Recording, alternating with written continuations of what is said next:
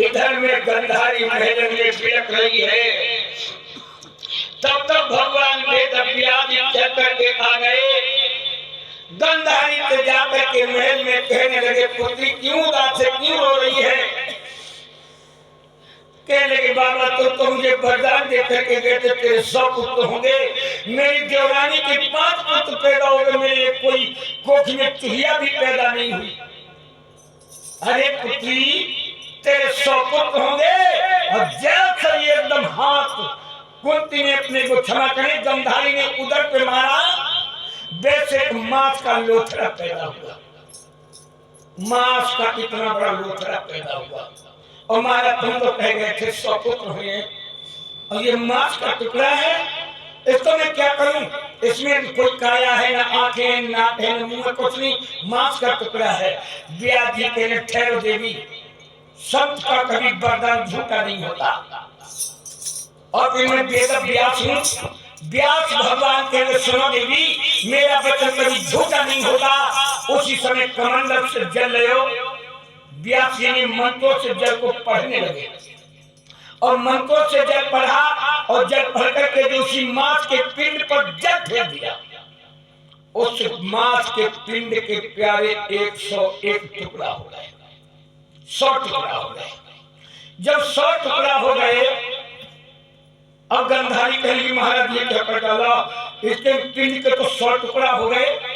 हाँ दीदी, 100 पुत्रों का तुमने वरदान मांगा था, तेरे 100 ही पुत्र होंगे।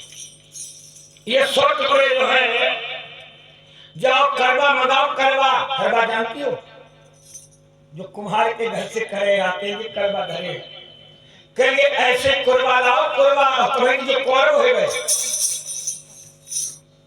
कुरबा मंगवाए 100, और 100 कुरबा मंगवा करके एक टुकड़ा एक कुरबा में रखवाया व्यास जी ने, और रखवा करके उनमें घी भरवा दिया, और रखवा करके कहेंगे 2 वर्ष तक आप इस कुरबा की आस लगा करके देखियो देवी।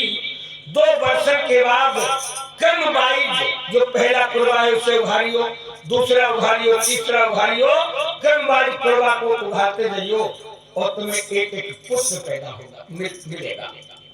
2 साल तक उस मांस के पिंड को कुर्बन में भरवायो, और कुर्बन में भरवा करके आज 2 साल के बाद में जैसे देखा कुरबा पहले खोलो, तो दुर्योधन जैसा बलवान पुत्र उसमें प्रकट हो गया।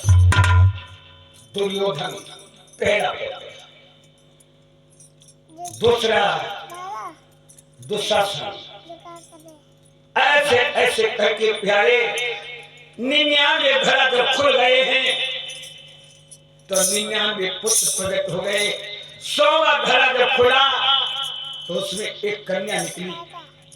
अब लोग कहते कौरव 100 भैया है, तुम्हें तो 99 भाई बताए।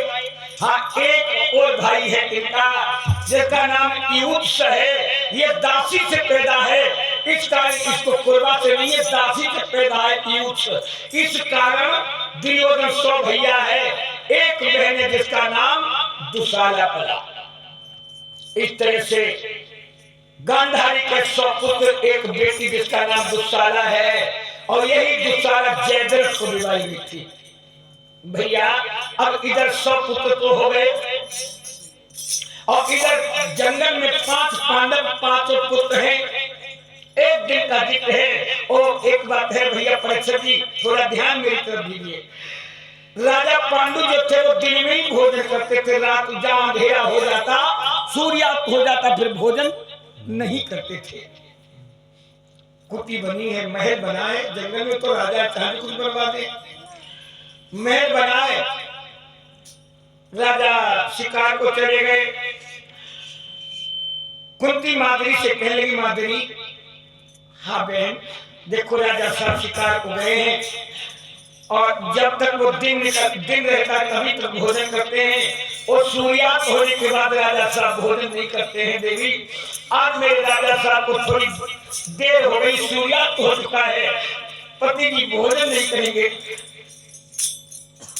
माधुरी कहने की चिंता मत करो बहन, मेरे पास एक अकल है, मैं पति को भोजन करवा दूंगी, चिंता मत करे। और माधुरी इतनी सुंदरता में भरपूर थी, इतना उसके चेहरे पर तेल था, आज अपने तेल को प्यारे संभाला और संभाल करके क्या किया उसने, छत के ऊपर पहुंच जाती है और इधर राजा पांडु शिकार करके आते हैं तब थोड़ा अंधेरा सा हो जाता है और इधर माधुरी छत पर खड़ी, दूसरा सूरज जैसा निकला हो, महल में एकदम प्रकाश ही प्रकाश नजर आ रहा था।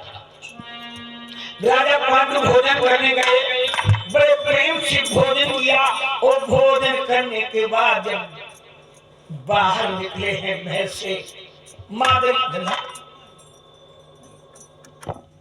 माधुरी छत से नीचे उतरी और महल को चली गई। एकदम अंधेरा, जब एकदम अंधेरा हो गया, राजा पांडु कहेंगे मंत्री अभी तो सूरज जैसी रोशनी थी लेकिन एकदम अंधेरा क्यों हो गया? मंत्री कहने लगा महाराज तुम्हें नहीं पता है तुम्हारी पत्नी माधुरी में इतना तेज है, उसके तेज के कारण तुम भोजन कर रहे थे, यही तुम्हें मालूम हो रहा था कि कोई प्रकाश महल में हो गया हो।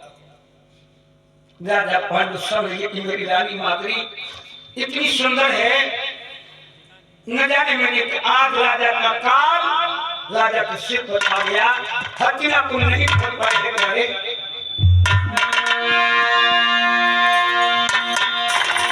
रात्रि का समय है,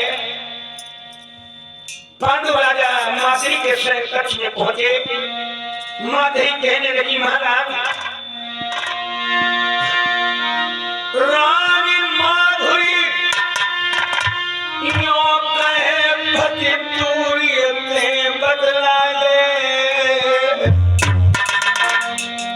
मेरे हाथ बदन में नाथ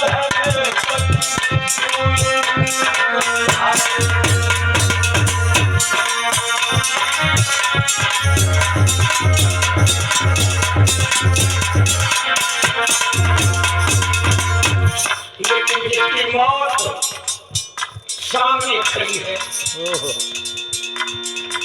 पांडु राजा कह रहे क्या कह रही हो देवी? माधुरी कहेंगे सुनो रानी माधुरी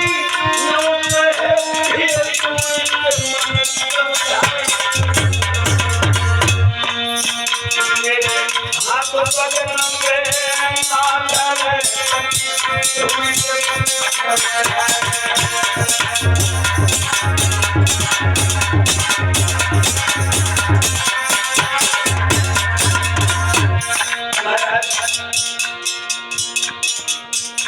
मेरे प्रिया कोई पुत्र